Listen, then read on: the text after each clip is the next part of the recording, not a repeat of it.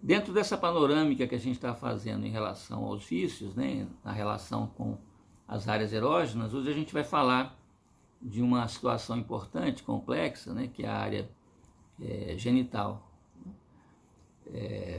Então, a libido ela tem uma função de independência, né, de individualizar a pessoa, só que em algumas condições que a gente identifica como sendo os vícios, elas se tornam dependentes, né, no processo que deveria gerar uma independência. Essa fixação ela pode se dar, né, por certas experiências passadas, né, certas vivências incorporadas na nossa memória afetiva, corporal, né, de traumas ou de prazeres. Ela pode se dar pela atualidade, né, na forma de procura de êxtases, né, de anestesiamentos, de medos, de dores, né. Ela pode se dar com uma perspectiva de futuro, quer dizer, né, um sonho de futuro, uma perspectiva de onde a gente quer chegar, um tipo de situação futura, né, ao qual a gente se apega, ao qual a gente se fixa. E a libido ela tem algumas características importantes, né, que podem constituir, né, nas bases ali dos vícios. Uma delas é que ela se apropria dos objetos, ela toma posse dos objetos e ela dessubjetiva nessa tomada de posse os objetos. Então, os objetos eles perdem a sua independência, a sua subjetividade quando eles são apropriados, vamos dizer, pela libido. Uma outra condição é que a libido ela nunca abandona um objeto que ela tenha se apropriado, né? Sempre se mantém, aquele objeto se mantém de alguma maneira especial, né, dentro da gente. E uma outra questão importante, né, é que ela gera uma mistura entre o sujeito e o objeto, né, de tal maneira que ela está na base, né, uma das bases dos processos de identidade, né, onde o objeto ele vem fazer parte do próprio sujeito. Daí isso é difícil também, vamos dizer, o destacamento, né, a retirada.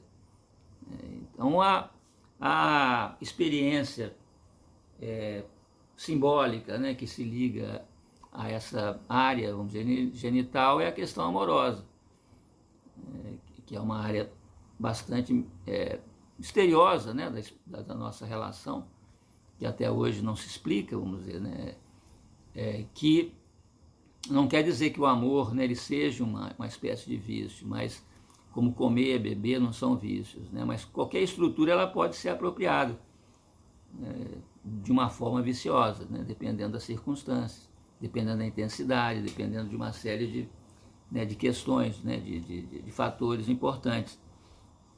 Então, nessa área genital, né, a gente tem de início um confronto, né, entre uma apropriação libidinal por parte dos prazeres do indivíduo, né, dessa área, em conflito, né, com o agenciamento da sociedade, da própria espécie, né, em relação a essa área, né, como sendo visando os interesses, né, da sociedade, da espécie, em termos de produção de indivíduos. Então, há um conflito entre a produção de prazer e a produção de indivíduos que se dá nessa área genital, né, e o Freud ele vai encontrar nesse conflito as bases, né, da questão das neuroses, né, desse tipo de angústia derivada desse tipo de confronto. E como acontece também, né, na questão amorosa, onde quem convive, né, com uma pessoa viciada, né, um adicto, sabe que não existe disputa, né, ninguém consegue disputar com uma pessoa o seu vício. Ninguém ganha, vamos dizer, né, nessa disputa. Sempre o adicto ele vai preferir o seu objeto, né, de adicção. Não porque essas pessoas, né, essas situações não sejam importantes, mas exatamente porque elas são importantes, né, que a gente vai ver que em termos inconscientes, né, para o adicto, né, para o viciado, tem essa relação, esse atrativo, vamos dizer, pela perda, pelo sacrifício, né, o próprio valor, né, de uma experiência está ligado, né, nesse caso, ao que ela gera, vamos dizer, de perda, ao que ela gera de sacrifício. essa experiência da perda, né, do sacrifício, na questão dos vícios, ela é bastante fundamental. Como, né, a experiência amorosa, né, é também, quer dizer, de uma outra forma, ela está ligada, né, como o grego, né, ele dizia que amar é dar o que não se tem. E ele fazia, né, essa distinção entre dialética, né, entre amar e ser amado, porque a potência, vamos dizer, do que ama está ligado à potência de poder perder. Então, né, o grego ele diz que quem não pode perder não pode amar. Que é o Lacan, né, ele diz também que os ricos eles não amam porque eles só querem ganhar, ou só querem conquistar, né? E nisso também reside esse conflito, né, que é entre a força da libido, que é uma força apropriativa, e os ideais, vamos dizer, sociais, né, culturais, ligados ao sentimento amoroso como sendo a base, vamos dizer, da própria humildade, né, da própria oferta. Então, se amar e dar o que não se tem, né, a demanda de ser amado se liga a exigir aquilo que a pessoa não pode dar, né, não pode ser, né, que a gente fala do complexo da cabeça do João Batista, né, que a Salomé, né, quando Herodes falou que ela podia escolher qualquer coisa, ela escolheu a cabeça do João Batista, né, que se sabia, né, já Herodes, que se ele matasse João Batista, ele ia perder o trono, que acabou acontecendo. Então, né, a exigência amorosa, a demanda amorosa, ela é sempre feita em relação a alguma coisa que a pessoa não pode perder ou não pode dar, porque aquilo que pode ser oferecido não tem valor. Não acontece também na adicção, né, que geralmente a pessoa perde tudo aquilo que ela não poderia perder, né, que é importante para ela. Então, essa força, né, do vício, ela é muito grande. Não tem ali uma oposição em relação a ela. E faz parte da mesma maneira que a gente tem no amor, né? O que ama e o que é amado, e a gente tem nos vícios o que a gente chama de codependentes. Sempre que a gente tem uma pessoa dependente, a gente tem um codependente. Pode ser, né, um familiar, pode ser um relacionamento, né, ou seja, pessoas que estabelecem, né, com a pessoa dependente uma relação de codependência. Porque a pessoa, quando ela é dependente, ela se dessubjetiviza, ela se constitui ali num objeto, né? Ela vai perdendo a sua subjetividade e alguém ocupa esse lugar ali de sujeito, alguém que vai cuidar, que vai controlar, que vai assumir essa função que seria do sujeito que foi perdido ali no próprio crescimento, exercício do que a gente chama dos vícios, né? Então, algumas coisas fundamentais, né, que acontecem nessa área erógena, né, uma delas é o aparecimento do feminino, que diferente, né, na situação fálica, né, que está ligado ao ter ou não ter o falo, aqui o feminino ele aparece como um outro tipo de potência, né, ele aparece como um outro tipo de gozo, que a gente chama gozo outro. E isso constitui, né, uma grande base de uma série de angústias, de conflitos, né, que não só pessoais como culturais. Então, essa situação é o grande temor dos homens, né? Por isso que as sociedades machistas elas sempre reprimem as mulheres que simbolizam o feminino. Não é só na mulher que está o feminino, mas ela simboliza. Então, a repressão, vamos dizer, da sexualidade feminina porque os homens temem essa sexualidade, né? Porque ela é um gozo diferente desse fálico, que é o gozo masculino.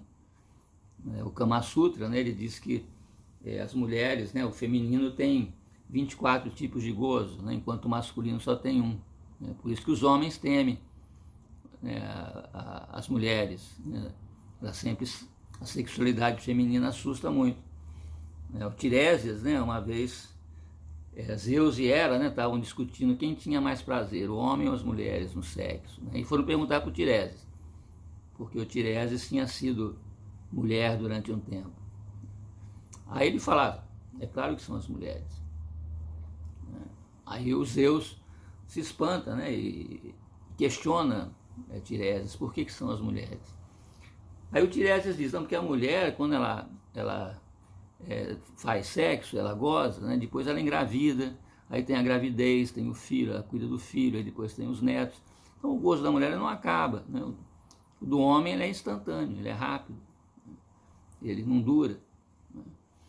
Então essa distinção, né, do feminino mobiliza muito, né, muitas forças importantes, vamos dizer, tanto da sociedade quanto dos indivíduos, né? E uma outra característica importante é a impressão, né, que a gente tem ao entrar nessa área da libido genital, que é de incompletude. Então a nossa experiência, vamos dizer, de completude passa a derivar, né, também da presença de um outro, depender da presença desse outro, né, que é uma experiência também assustadora. Né? Essa dependência, vamos dizer, de um outro que passa então a ter que ser controlado, né, geralmente pelas vias amorosas. E é muito importante a gente lembrar, vamos dizer, que o útero, por exemplo, ele faz parte da genitália feminina. Então ele e tanto muitas mulheres, né, quando não podem mais ter filhos, né, ou perdem a possibilidade, ou não têm a possibilidade por algum motivo, também perdem o interesse, né, na vida erótica, né, porque, né, o útero, né, ele é uma parte constitutiva da sexualidade, da genitalidade, e dessa experiência desse gozo outro, que é mais receptivo, vamos dizer, né? Ele tem essa função de acolhimento, de recepcionar, vamos dizer, né, em relação a um tipo de prazer vamos dizer, ligado, né, à feminilidade. Então essa dependência, né, que se estabelece, que se toma consciência, né, na vida amorosa, né, na experiência da genitalidade, ela faz com que essa experiência ela desperte, né, uma série de angústias muito grandes. Né? Uma grande parte das pessoas que buscam tratamento vem por alguma decorrência, né, alguma ingerência, algum efeito, né, da questão amorosa, genital na vida delas. Então, vamos dizer, uma base, né, um modelo de vício bastante importante, né, é a masturbação, por exemplo, que também não é que ela seja um vício, mas ela também, como outros eventos, né, ela pode ser apropriada. Por quê? Porque, primeiro, ela mostra a dependência que a sexualidade tem, humana, né, da fantasia, né, em relação ao objeto. E outro, essa experiência de completude, de totalidade, né, de dispensar, vamos dizer, o outro, escapar dessa angústia, né, que é trazida pela genitalidade em relação ao fato de que eu só serei se nós formos. Então essa experiência, vamos dizer, que está na base aí da ética, né, da moral, em termos da importância do outro, ela depende, vamos dizer, da elaboração dessa área genital da libido. Então a gente tem muitos vícios, né, decorrentes das angústias geradas por essa passagem ali da libido, né, na pornografia, na prostituição, né, nas traições, né, que a maior parte das traições são viciosas, né, a pessoa se vicia no processo da traição. Como a gente tem ali, né, as mulheres que amam demais, os grupos de pessoas, né, viciadas em amor e sexo, as relações abusivas, né, que são muito importantes, né, os assédios, que se constituem vícios, né, para muitas pessoas. A própria privação da sexualidade, né, que passa a ser um fator também erógeno para muita gente. O ato de privar, né, é tão importante sexualmente para algumas pessoas quanto o ato de exercer, né, como a privação de comida, como a privação da vida em geral, né, passa a ser uma forma de gozo. Então, esse aspecto, vamos dizer, né, da vida, né, genital, que tangencia, vamos dizer, ali, que se relaciona com a vida amorosa, ela tem, né, algumas características muito intensivas, né, que é essa relação entre o sacrifício, né, o frenesi e o triunfo, né, que essas experiências, né, dos vícios, né, como a experiência, um certo lado da experiência amorosa, possibilita, né, a própria transcendência, né, da experiência da perda, numa situação de frenesi, de triunfo. A ultrapassagem, né, que essas vivências possibilitam em relação à própria angústia, à própria morte, né, à própria dor. Então, né, essas experiências, né, o próprio sentimento amoroso, ele nos remete para além dessas experiências, né, como o vício também nos remete para além dessas experiências, vamos dizer, banais, né, da vida, né, da experiência humana. Então, não só a liberdade, né, ela se vincula inconscientemente, né, à possibilidade da destruição dos objetos, com uma forma imaginária, vamos dizer, de se depender deles, como também o erotismo, ele visa, né, o que, né, atingir o ser, né, na sua essência, no seu cerne, que é essa incrustação ali, né, da vida genital, esse, vamos dizer, encaixe, né, de você buscar, né, para além de uma experiência meramente prazerosa, o cerne, próprio cerne da experiência do ser, né, tanto do ser de si mesmo como o ser do outro. Então esse fato, né, ele coloca o ato, vamos dizer, sexual na ordem da proeza, né, na ordem de uma superação, né, onde a excitação de se transgredir, né, uma proibição, ela né, equiparada, né, à própria força da proibição. Então, a superação de uma proibição, a superação, né, de uma interdição, né, que excita, vamos dizer, o erotismo, é também o que excita, né, as condições dos vícios. Por isso que o Sade, né, ele sempre dizia que a libertinagem, né, ela é estimulada exatamente pelas proibições.